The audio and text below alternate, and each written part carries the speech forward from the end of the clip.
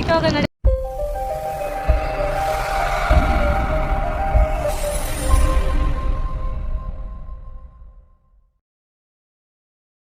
Hi hello welcome to Rohini workshop. ಎಲ್ಲರೂ ಹೇಗಿದ್ದೀರಾ, ಚೆನ್ನಾಗಿದ್ದೀರಾ ಅಂತ ಅಂದ್ಕೊಳ್ತಾ ಇವತ್ತಿನ ವೀಡಿಯೋ ನಾನು ಸ್ಟಾರ್ಟ್ ಮಾಡ್ತಾ ಇದ್ದೀನಿ. ಇವತ್ತು ನಾವು ಪುದ್ದಮ್ಮ ದೇವಸ್ಥಾನಕ್ಕೆ ಹೋಗೋಣ ಅಂತ ಹೋಗ್ತಾ ಇದ್ದೀವಿ.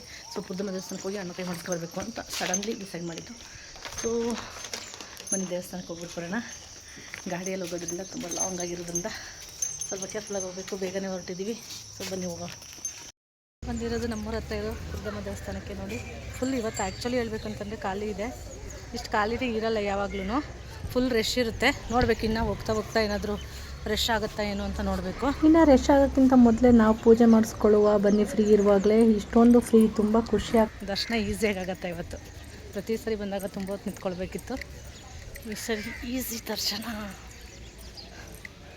ನಾನು ದೇವ್ರ ತಳಗಿಗೆ ಅಂತ ಹೇಳ್ಬಿಟ್ಟು ಮನೆಯಿಂದಲೇ ಮೊಸರನ್ನ ಮಾಡ್ಕೊಂಡು ಹೋಗಿದ್ದೆ. ಸೊ ಸಡನ್ ಪ್ಲಾನ್ ಆಗಿದ್ದು, ಈ ಹೋಗಬೇಕು ಅಂತ ಮೊದಲೇನು ಪ್ಲಾನ್ ಆಗಿರಲಿಲ್ಲ. ಸೊ ಸಡನ್ನಾಗಿ ಹೊರಟ್ವಿ. ನಾನು ನನ್ನ ತಂಗಿ ಇಬ್ಬರೂ ಹೋಗ್ಬಿಟ್ಟು ಬರೋಣ, ಸುಮ್ಮನೆ ಪೂಜೆ ಮಾಡಿಸ್ಕೊಬರೋಣ ಅಂತ. ಸೊ ಇಲ್ಲಿ ನೋಡಿದ್ರೆ ಫುಲ್ಲು ಫ್ರೀ ಇತ್ತು. ಅದಂತೂ ಫಸ್ಟಿಗೆ ತುಂಬ ಖುಷಿ ಆಯಿತು. ಲಾಸ್ಟ್ ಇಯರ್ ಸೇಮ್ ಟೈಮಲ್ಲಿ ಬಂದಿದ್ವಿ ಅಂತ ನಂಗೆ ಅನಿಸುತ್ತೆ. ಈ ಟೈಮು ಸೇಮ್ ಅದೇ ಟೈಮಲ್ಲಿ ಬಂದಿದ್ದೀವಿ ಅಂತ ನನಗೂ ಅನಿಸ್ತಾ ಇತ್ತು ಅಲ್ಲಿ ಹೋದ್ಮೇಲೆ. ಸೊ ನಾನು ಕೂಡ ಒಳಗಡೆ ದೇವ್ರ ದರ್ಶನ ಆದಮೇಲೆ ಹೊರಗಡೆ ಬಂದುಬಿಟ್ಟು ಇಲ್ಲಿ ಪಾದ ಇದೆಯಲ್ಲ, ಪಾದಕ್ಕೆ ನಮಸ್ಕಾರ ಮಾಡಿ, ಹಾಗೆ ಊದ್ಗಡ್ಡಿ ಬೆಳಗಿ, ಹಾಗೆ ತ್ರಿಶೂಲಕ್ಕೆ ಪೂಜೆ ಮಾಡಿ, ನಮಗೇನಾದರೂ ಒಂದು ಅಪ್ಲಿಕೇಶನ್ ಹಾಕಬೇಕು ಅಂದರೆ ಅಪ್ಲಿಕೇಶನ್ ಕೇಳಿಕೊಂಡು ದೇವ್ರನ್ನ ಒಳ್ಳೇದು ಮಾಡಪ್ಪ ಅಂತ ಹೇಳಿ, ನಮ್ಮನ್ನು ಪ್ರೀತಿಸೋರಂತೂ ಒಳ್ಳೇದು ಮಾಡು ಅಂತ ನಾನಂತೂ ಕೇಳ್ತೀನಿ. ಏನಕ್ಕೆ ಅಂತಂದರೆ ನಮ್ಮನ್ನು ಪ್ರೀತಿಸೋರು ಯಾವಾಗಲೂ ಚೆನ್ನಾಗಿರಬೇಕು ಅಂತ ಹೇಳ್ಬಿಟ್ಟು. ಸೊ ನನ್ನ ಒಂದು ಕೋರಿಕೆನ ದೇವ್ರ ಮುಂದೆ ಇಟ್ಟು ಪೂಜೆ ಗೀಜೆ ಮಾಡಿಕೊಂಡು ಅಲ್ಲಿಂದ ಹೊರಡಬೇಕು ಅಂತ ಅಂದ್ಕೊಂಡಿದ್ವಿ. ಇಲ್ಲಿ ಹೂವು ಕೂಡ ಕೇಳ್ತಾರೆ. ಇವಾಗ ಪೂಜೆ ಮಾಡೋಕ್ಕೆ ಹೋಗ್ತಾ ಇದ್ದೀನಲ್ಲ, ಅಲ್ಲಿ ಯಾವತ್ತೂ ನಾನಂತೂ ಕೇಳಿಲ್ಲ, ಬಟ್ ಕೇಳ್ತಾಯಿದ್ರು ಅಲ್ಲಿ ನೋಡಿದಾಗ. ಅದನ್ನು ನೋಡಿದೆ ನಾನು. ಹಾಗೆ ನೋಡ್ಬಿಟ್ಟು ಪೂಜೆ ಮಾತ್ರ ಮಾಡ್ಕೊಂಡು ಬಂದೆ ನಾನು ಅಷ್ಟೇ. ತುಂಬ ಜನ ಕೇಳ್ತಾರೆ ಹೂವನ್ನ, ನಮಗೇನು ನಾವು ಯಾವತ್ತೂ ಕೇಳಿಲ್ಲ. ಸೊ ಆ ಥರ ಅಪರ್ಚುನಿಟಿ ಸಿಕ್ಕಿದಾಗ ನಿಮಗೂ ಕೂಡ ವಿವರವಾಗಿ ಹೇಳ್ತೀನಿ ಯಾವ ಥರ ಹೂ ಕೇಳ್ತಾರೆ ಏನು ಅಂತ ಅಂದ್ಬಿಟ್ಟು.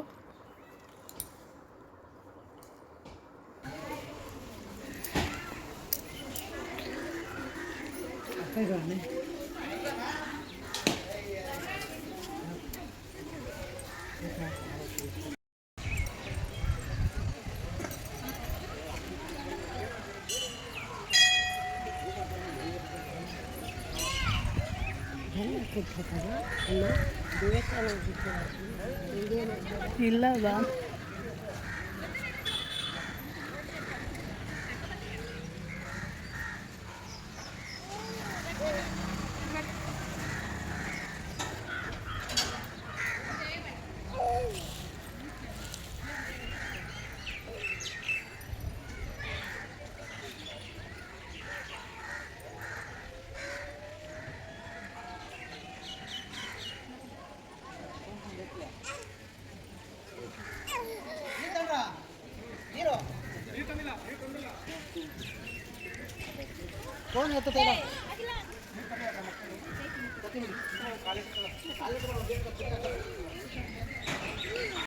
ಇನ್ನು ನಾವು ಪ್ರಸಾದ ತಂದಿರೋದನ್ನು ಸ್ವಲ್ಪ ಜನಕ್ಕೆ ಪ್ರಸಾದ ಹಂಚ್ಬಿಟ್ಟು ಬರಬೇಕು. ಅದು ನಾವು ಹೋದಾಗ ಪ್ರತಿ ಸರಿನೂ ಮಾಡ್ತೀವಿ. ಸೊ ಈ ಸರಿನೂ ಹಾಗೆ ಮಾಡಿದೆ.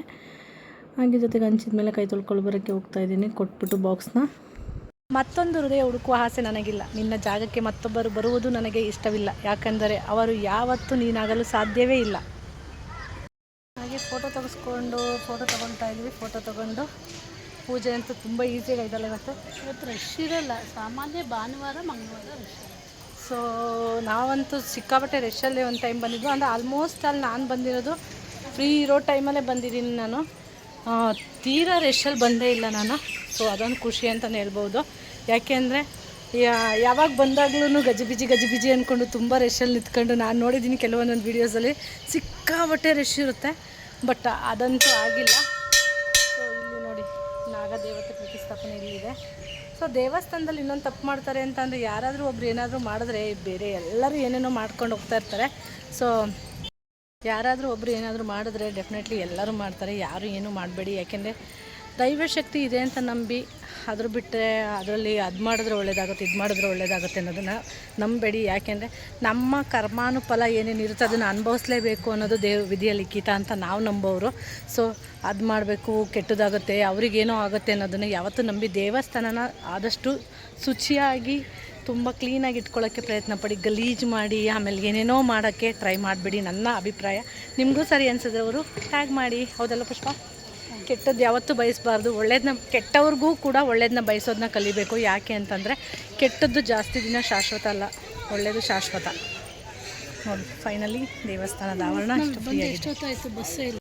ಪೂರ್ಧಮ್ಮ ದೇವಸ್ಥಾನ ಆಗಿ ನೆಕ್ಸ್ಟಲ್ಲೇ ಒಂದು ಬೆಟ್ಟ ಇದೆ, ಅದನ್ನು ನೋಡಿದ್ರೆ ತುಂಬ ಚೆನ್ನಾಗಿ ಕಾಣಿಸ್ತಿರುತ್ತೆ. ಎಷ್ಟೋ ಸರಿ ಅಂದ್ಕೊಂಡಿದ್ದೀನಿ ಆ ಬೆಟ್ಟಕ್ಕೆ ಹೋಗ್ಬಿಟ್ಟು ಬರಬೇಕು ಅಂತ, ಬಟ್ ಅಲ್ಲಿ ಭಯ ಅಂತ ಹೇಳ್ತಾರೆ ಅನ್ನೋದಕ್ಕೋಸ್ಕರ ಹೋಗಿಲ್ಲ. ಯಾವಾಗಾದರೂ ಒಂದು ಸರಿ ಚಾನ್ಸ್ ಸಿಕ್ತಾಗ ಯಾರಾದರೂ ಹೋದಾಗ ಟ್ರೆಕ್ಕಿಂಗ್ ಟೈಪ್ ಹೋಗಿ ಆ ಬೆಟ್ಟನ ಫುಲ್ ನೋಡಬೇಕು ಅನ್ನೋದು ಒಂದು ಕನಸಿದೆ ನಂದು. ನೋಡುವ ಯಾವಾಗ ನೆರವೇರುತ್ತೆ ಅಂತ. ಬಟ್ ನಾವು ಬರೋ ರೋಡಿ ಅಂತೂ ತುಂಬ ಚೆನ್ನಾಗಿರುತ್ತೆ, ಒಳ್ಳೆಯ ಪರಿಸರ, ಒಳ್ಳೆಯ ಗಾಳಿ ಅಂತಲೇ ಹೇಳ್ಬೋದು. ಮನಸ್ಸಿಗೆ ಬೇಜಾರಾದಾಗ ಇಂಥ ಪರಿಸರದ ಮಧ್ಯೆ ಹೋದಾಗ ಎಷ್ಟು ರಿಲ್ಯಾಕ್ಸ್ ಅಂತ ಅನಿಸುತ್ತೆ. ಸೊ ನಾನಂತೂ ಹಿಂದೆ ಆರಾಮಾಗಿ ಕೂತಿದ್ದೀನಿ ನೋಡಿ, ಬಿಸಿಲಿರೋದ್ರಿಂದ ಮೇಲ್ಗಡೆ ಹಾಗೆ ಟೋಪಿ ಹಾಕ್ಕೊಂಡು ಹಾಗೆ ವೇಲ್ ಹಾಕ್ಕೊಂಡು ಕೂತಿದ್ದೀನಿ, ತುಂಬ ಬಿಸಿಲಿತ್ತು. ಬೇಡ ಅನ್ನಿಸ್ದಾಗ, ಮನ್ಸಿಗೆ ನೋವಾದಾಗ ನಾವು ಅಂದ್ಕೊಳ್ಳೋದೇ ದೇವಸ್ಥಾನಕ್ಕೆ ಹೋಗ್ಬೇಕು ಅಂತ. ಸೊ ದೇವಸ್ಥಾನಕ್ಕೆ ಹೋಗ್ಬಿಟ್ಟು ಬಂದರೆ ಏನೋ ಒಂಥರ ಮನ್ಸಿಗೆ ನೆಮ್ಮದಿ ಅಲ್ವಾ. ಅಂತ ಎಂತ ಬಂದು 25 ಕಿಲೋಮೀಟ್ರ್ ಜರ್ನಿನ ಮುಗಿಸಿದ್ವಿ ಅಂತಲೇ ಹೇಳ್ಬೋದು. ಹಾಸನ ಎಂಟ್ರಿ ಜರ್ನಿ ಅಂತ ನಾನಂತೂ ಬರಬೇಕಾದ್ರೆ ಗಾಡಿ ಓಡಿಸ್ಲಿಲ್ಲ ಅಂತ ಸೊ ಫ್ರೆಂಡ್ಸ್, ಇವತ್ತಿನ ವಿಡಿಯೋ ಇದಾಗಿತ್ತು.